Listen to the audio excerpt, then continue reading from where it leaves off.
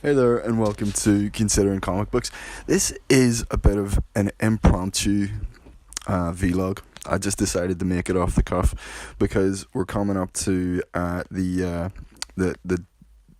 deadline for launching Black North, which if you've been listening to any of the previous podcasts, sort of Steve and I, my co-creator, he's doing the art. We've explained a bit about it, what it's about, sort of dystopian sci-fi with a crime noir aspect to it, and what all our influences were, things like that. But just impromptu decided to do a quick vlog. I find I dislike social media as a way to air your thoughts because ultimately I think it lacks context. So whenever you say something, it can be read out of context, taken the wrong way, and a lot of the time, especially on platforms like Twitter, which I don't use specifically because I find it to be quite limiting. And it's very well. I think the term toxic gets bandied around a lot, but in the case of Twitter, it really does seem to be a cesspit of people venting their thoughts without any sort of filter. So I like more directly communicating with people via conversation, being able to, like, my favorite way to actually communicate with somebody, if I can, is face-to-face conversation. But since that's obviously not possible with a mass readership, an audience that you're hoping to attract, what you're hoping for then is to talk to them in a way that they can hear what you're saying, they understand the context of what you're saying. So especially coming up to a crowdfunding event like what we're trying to go for, that it's really important to be able to do that, I guess, and to be able to put it out there. That's what your intentions are, why you're doing the project. Ultimately, what is it that's making you go down this certain avenue. And there's a few things. So like I say, I prefer to verbalize it like this as opposed to writing a post on social media, because here you can actually listen to me, and it's very easy to read a post on social media and go, bullshit, or even worse, not even, maybe it's so disengaging, it's just a big block of text and you don't want to have to read it. You just want to look at the picture below it, and that's what a lot of marketers say. The majority of people, you have to catch them very quickly with that initial picture and draw them in, in order for them to.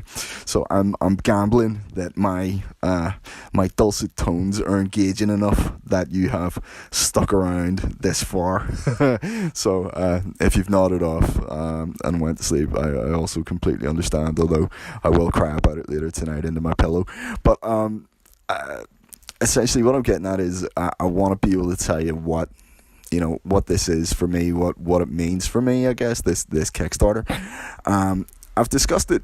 I guess I discussed our desires to do it and what we want it to be, what we're trying to create here. But I guess my reasons for going down the Kickstarter route, they are, ultimately, it gives us a bit of freedom. But I feel like freedom for me is almost secondary to the real world. How would you say, the pragmatic reason, which is we cannot survive as is on the small gigs that we're getting here and there in comics. So if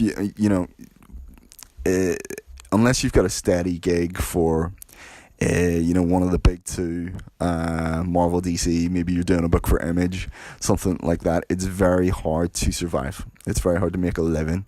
And so, myself and all the other guys involved in this project, we all have other jobs. And, I like my job, so it doesn't really bother me. But I would like to be able to make enough money that I didn't have to worry. Oh, there's a plane flying overhead. Excuse me for the terrible background noise. But I would like to be able to make enough money at this that I didn't have to freak out, or I didn't have to worry. And I knew that I was going to make something and that people were definitely going to get it. And I wasn't just going to be grinding away behind the scenes, for maybe 6 pages that are going to pop up at some point during the year from a major publisher. Don't get me wrong, I find that stuff tremendously gratifying as well.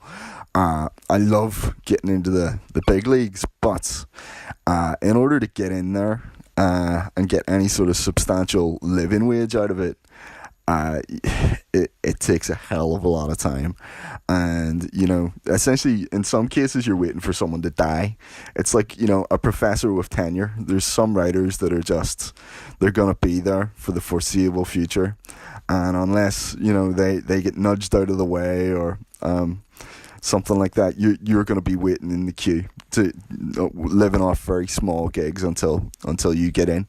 And the thing about Kickstarter, going out there by yourself, is that it allows you the ability to circumvent that as an addendum if you're good enough, right? So there's and I'm not saying I'm sort of some sort of genius and I'm the next. I want to be the next Alan Moore. I would love to be. I think my stuff is substantial at the minute, and I get a lot of good feedback from it. I certainly want to do the best job I can, and only really the readers are the only people who can ever really judge me, and my feedback's been good, so I take that as a positive. And people enjoy my stuff. So I'm not trying to avoid arrogance. I just want to say I know that people enjoy what I do so far, and that if I could get more of it out there, I'm fairly confident they would enjoy reading it. And it's the same with Steve's art. I think Steve, as a comic book fan, I've been reading comics for over 30 years now, so I'm an old fart. I'm not that old. I'm 38. I'm creeping on 40, but I think his art's some of the best art I've seen contemporary. He reminds me of a Brian Bolland / Derek Robertson mishmash. There's a meld of different styles there, but he's got that hyper detail. He's got those sort of strong inks. I just love his stuff. I love it, and I feel very, very lucky to be working with this guy. And I also feel like, again, he's working on little bits and pieces of freelance gigs here and there, and he's got side jobs to pay the bills. And ultimately, what we want as creators really is to be able to make something that we can survive off, so that we don't need to worry about all the other stuff. We just want to be able to survive off that stuff, so that we can put stuff out there. Because waiting in the queue and hoping that eventually you get enough tiny little pieces here and there out there.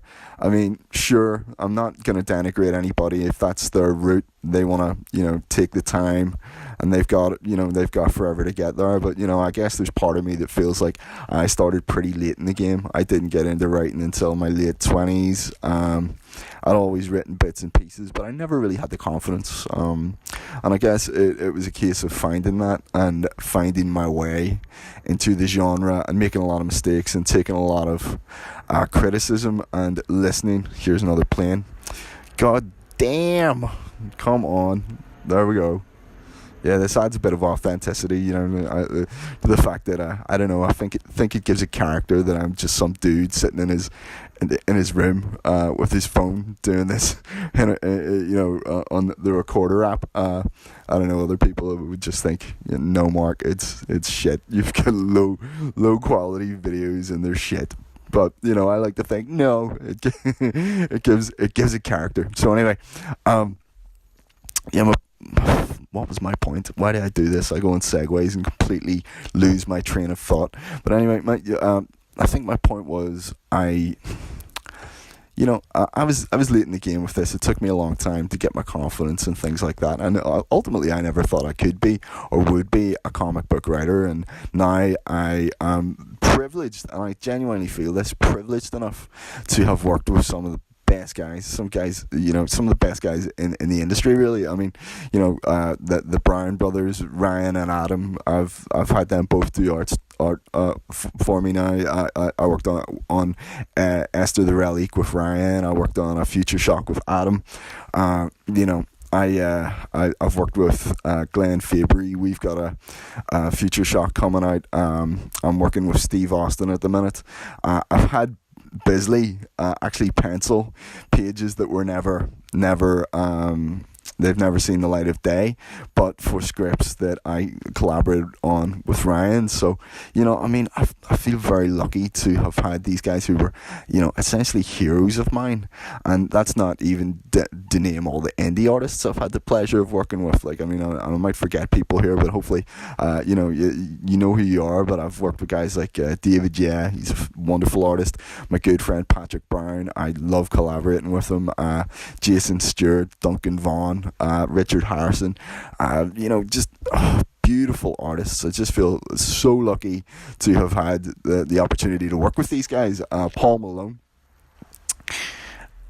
so I never thought I could even get this far, but the fact is that now I have, and in order to make it sustainable in any way and have the freedom, and I guess you hear people talking all the time about I guess it's like drawing the analogy that being a writer or a comic book creator in any way, it's like drawing the analogy between if you ever see an actor who is in a play and they might do the odd big Hollywood movie, and that gets them more leeway to do their indie work. And I think it was Ron Perlman talking about it one time, and he said, that there's only two types of films nowadays. There's, a $20,000 film shot in someone's garage on a budget, and then there's, the $1 billion tentpole summer movie, right? So, working for the big studios like Rebellion is like working for the it's the $1 billion tentpole movie, whereas in the indie leagues, which is where ultimately as creators we can make a bit more money, because we own the project and we own the IP. The intellectual property is ours, right? So that means we can make a bit more money and make it a bit more sustainable, and ultimately, I don't want to say circumvent the editorial process, because I've brought on an editor, Dave Evans, from FutureQuake, very specifically because I want that structure. I want someone to point out whenever something's gone awry. And already I think he's made the script that I've done for the first, I think it's 25 pages, infinitely better. He's just a real safe pair of hands in terms of he's got the experience and he brings a lot to the table. So, it's not about circumventing the editorial process, but there is a level of freedom and risk-taking that you can get away with whenever you're working with your own characters and not someone else's. So, I look back at the heady days of 2000 AD, or some of my favourite stuff, Alan Moore's Miracle Man, Moore, Tuttlebin, Bissett, Swamp Thing, the Frank Miller, is run on Daredevil, but then later is Batman's and Sin Cities, and I loved all those creators' more sort of commercial work, because if you look at the early days of DC, especially as it segued into Vertigo, it was a risky area. They were prepared to do edgy stuff and upset people, and 2000 AD was, that's why so many of their creators were funneled to America, because it was the breeding ground for that sort of thing. But one thing, I guess, as I've got older, I've noticed that nowadays political correctness has become a massive it's part of the zeitgeist now.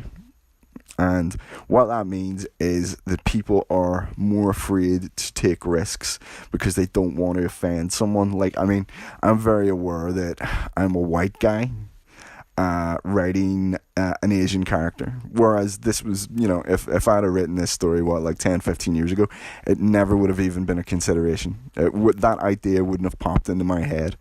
I just, you hear the term white guilt bandied around a lot, and I don't have any, because I grew up in an area that was segregated based on religion. I grew up in Belfast during the 1980s, and it was white people hating other white people, and there was no real minorities. The Asian community was like a speck. The black community just wasn't here. So I had no prejudice against people of different races, because my only exposure to them really was guys like Mr. T or Axel Foley at a Beverly Hills Cop. So I thought, or Bruce Lee or Jackie Chan. So I thought people of different skin colors to me were cool, whereas my biggest issue was actually with other people of the same skin color of me, because I was kind of afraid of them. Because we lived in segregation still. We were still in the midst of what history refers to as the Troubles. So, but nowadays I have to think about these things, because as a creator, I realize, especially on certain platforms, and like I've mentioned Twitter, which I don't use, but I'm very aware that there's fan bases out there that have opinions on these things, and there could be potential backlash for someone to say, oh, that Mark McCann, he's a cis heteronormative white guy sitting in his basement writing about Asian people, and what does he know about that? How can he do that? It's cultural appropriation or something like that. So the thing is, if I was writing that for a mainstream publisher, that would maybe get the project canned. It could potentially derail it, whereas I operate off a basis on an individual level that I feel there's more that unites us as a people than divides us, whether that be skin color, religion, whatever. I think we have more unification as people than we do. We're all, everyone's blood's red. You know what I mean? So as an individual, I feel more equipped to handle that and to handle the criticism, whereas a publisher might not be prepared to take that risk. A publisher might want to go, well, they have a point. We don't want to take a risk and back you. One thing I will say is, whenever I write something, I feel completely justified to do it within the realms of fiction. I won't back down, because I think that the realm of imagination, it should never be regulated. There should be nothing you're not allowed to think of, no matter how grotesque or obscene. And I don't mean that in a horrible bad way. I mean, Clive Barker's Hellraiser or H.R. Geiger's Alien, all these hellish manifestations are things that came from the imagination. If we applied today's very stringent rules on what people can do and who's allowed to say what and what people can write to these wonderful creators who came before us, then art would be dead. It would never have flourished. We would never have all these amazing franchises, and I think to a large extent maybe the reason there's a bit of stagnation nowadays is because we're reliant on those ideas, and there's nothing new. And what I want to do is go back to a period whenever those ideas, those fresh, vibrant, risk-taking ideas were still happening, were actually quite mainstream and hadn't been. I'm sure there's people who would argue with me and say, oh, they still are, but I don't feel like they are, and maybe that's just my opinion, okay? But I want to take risks with my art. I want people to read it and to love the action, love the mystery, love the violence and the macabre nature of some of what I'm going to write, but I also want them to be shocked. That shock value. I'll never forget the shock ending of Night of the Living Dead. I'll never forget how utterly disturbed I was whenever I got to the ending of Texas Chainsaw Massacre, or whenever I watched Hellraiser. I'm using horror movies, The Exorcist. Let me see. It's a good sci-fi examples. My favorite, some of my favorite movies ever. Like I always bring up Escape from New York, and Escape from New York ends on the ultimate fuck you note. It's ultimate nihilism, and it's unapologetic.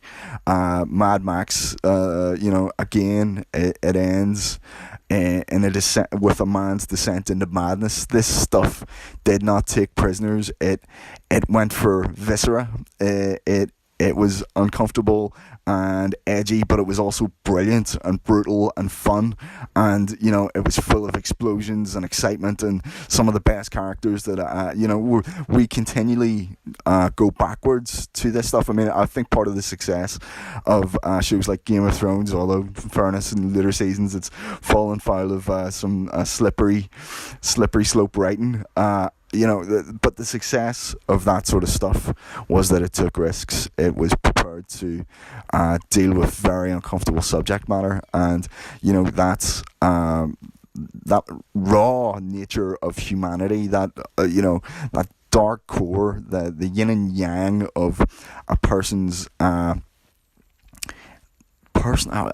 torment. I read a Hemingway quote today, and he said he didn't believe in heroes or villains. Now, this is paraphrasing, obviously, but simply, the roads people had went down, whether they be good or bad, based on circumstances, their nature and their parenting, something along those lines anyway. But I feel exactly the same, because yeah, sure, it's good to have just heinous bad guys, good old evil people, but that nuance between good and bad, the old saying that cops and criminals aren't that different. It's just that a matter of circumstance caused them to go one way or the other. That kind of thinking is similar. To catch a criminal, you need to think like one, and that's something that heavily plays into what I'm doing. And obviously, because I'm from a philosophical background, I wanted to do something that was, would invest people in a new sort of philosophy. I feel that we're in an interesting phase at the minute, because ultimately in the Western society we're in peacetime. And people are saying, oh, well, what do you mean by that, Mark? Well, what I mean is that we're not in any sort of a conflict, and we haven't really seen any sort of a conflict in a long time. I grew up during as we call it, as history calls it, in Northern Ireland, Troubles. I grew up in it, and I really only caught the tail end, but I remember what the conflict was like. I remember what it was like to be afraid, and to get in fights over your religion, and to have people who wanted to kill you, and to have a heavy police presence and a heavy army presence, and a heavy paramilitary presence. I remember what it was like to live in that. So, although I had a very short period of time, I guess, whenever I was a kid, growing up in those circumstances, I remember what conflict looked like, what fear looked like, what bigotry looked like. And there's generations of people now who don't. They've never had that. They don't know what it looks like, what it feels like, and so they're angry, and they're angry and censorious, and they're fighting against this tyranny that they feel is holding them back, whether it be mean words on the internet, or whatever. It's just that people are, young people especially, they're angry, and they're galvanized towards a conflict. And I mean, I've got a whole theory about why this is. I think, whenever we don't have external conflict, we become internally conflicted. So, that's I feel that the reason there's so much mental illness and turmoil is because the group mind has nothing to unify itself against on the outside. I mean, that's just my theory, but this is the sort of philosophic stuff that I want to bring into the stories. I want to explore those areas. I mean, I remember reading an Alan Moore Swamp Thing, where Swamp Thing, his consciousness is shot out into outer space, and it was trippy, cosmic, DMT fueled madness, but also completely, it was completely digestible. It was unique. It was mind expanding. You felt like you'd walked away and you'd not only experienced, a very interesting, one of a kind form of entertainment, but also that you learned something. You felt like you'd walked away and your mind was expanded. You were conflicted. It wasn't telling you how to think. It was telling, or what to think. Sorry, it was telling you how to think. It was saying, think outside the box. Let's go on a journey. Let's see something new. Whereas a lot of art nowadays is just formulaic. It is repeating tropes. It is playing it safe, and it is pandering to the perpetually offended. And I want to do something outside of that. I want to go back to the stuff that I love. I mean, great example, a friend of mine, Eric Peterson. He now I'll give him a plug here, just because I love the guy. But he recently released his Space Bastards graphic novel, and it read like something from the 1970s. Well, it was Keith Geffen style, sci-fi trucker type stuff, and I just loved it because it didn't care. It went back in time and said, hey, do you remember when everything was, when we could take these sort of risks? Well, let's just go and do that. So I want to do that. I want to create something, and I have created something that I feel readers are going to read, especially old farts like me, like people who, but between their late 20s and right up until their late 50s, 60s, 70s. Who cares? If you've been around and you like sci-fi and you like stuff that is non-pandering, takes risks, has great artwork. And I mean, I can't really emphasize how much I love Steve's art. He just came in and he just blew the doors off, and we're going to be releasing pages in the build up to this, so I really hope you'll check those out, and please share them for us, because the more people we get invested in this, the more people we bring in, ultimately the cheaper we're going to be able to get the book out, for one thing, which will be great, but also it means we get to do it. It gives us the freedom to actually do it, and I hope there's another plane. I hope that I can invest you in that. I hope that I can interest you in coming on this journey with us, because that's what it is. It's it's not just us making a decision and some corporate board signs off on it. This is it really is people power. It's people saying, well, yeah, I want to read that. And ultimately, I do this for the fans, for the fan base, because a creator doesn't want to make something and then put it out there and no one to read it. I want everyone, as many people as possible, to read it, and I want people to love it, and I want to make it for a specific group of people. This isn't realistically for everybody. It's for people who love sci-fi, hard-boiled sort of thrillers. I would love more people than that, but we do have a demographic in mind. It's not going to appeal to everybody, but that demographic, that you guys are key. I made it for you because I want to be, as a reader, the sort of guy I would want to find this on a shelf and read it. So, it's like George Lucas and Steven Spielberg used to say that they made movies that they would want to watch. And if you look at Star Wars and you look at the Indiana Jones movies and Jaws, that was the stuff they grew up on as kids. It was the serials they grew up on as kids, and they brought it back for the modern audience. I'm bringing back those 1970s, 1980s style sci-fi noirs that I loved.